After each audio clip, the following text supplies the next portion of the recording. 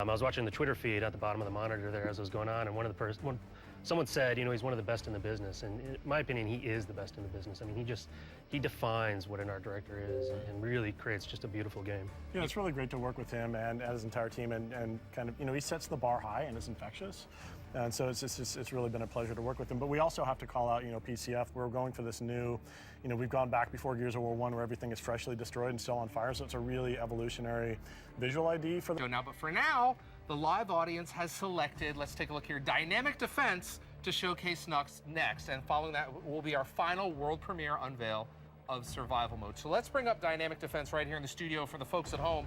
What are we seeing here? Here's the gameplay. Why don't you guys describe what we're taking a look at? Yeah, so one of the big fan favorites from previous Gears of War titles was this idea of a defense scenario. And so what we've done is no longer, yes, part of the campaign you're charging through and conquering, but part of the campaign also, the Locusts are banging on the doors and they're encroaching upon you, and it's up for you to defend yourself. So we've added, as you can see, they're placing these new gameplay mechanic, which is a placeable sentry, and we have a couple of different types of sentries that have different ammunition types. And so it's up to you to defend your position within the map, and as the Locusts are coming upon you, to actually place the sentry, repair it, feed it as you need to, and ultimately survive so that you can continue.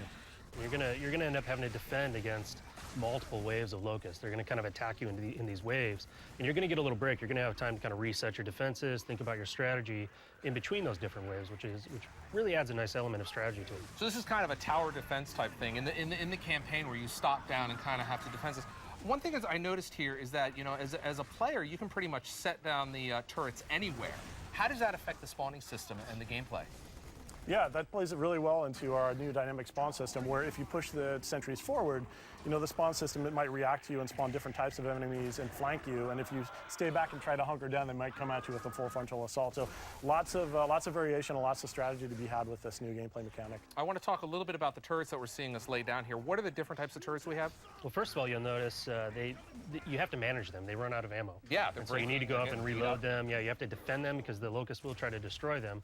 But you have a couple of different types. So you have a Nasher type, which is a shotgun type of a sentry, so it's going to blast a little bit of a wider radius. And then you have the assault rifle sentry, which has a longer range. Will give a good string of bullets on those enemies, but it'll run out of ammo a little bit quicker as well. There you go. That's dynamic defense. All right, now we get to the answer of the most asked answer and question for the Gears of War Judgment, and I got to ask this: what did you guys do to my horde mode? What the hell happened? Survival is the answer, and we're going to have to take a look at this right now.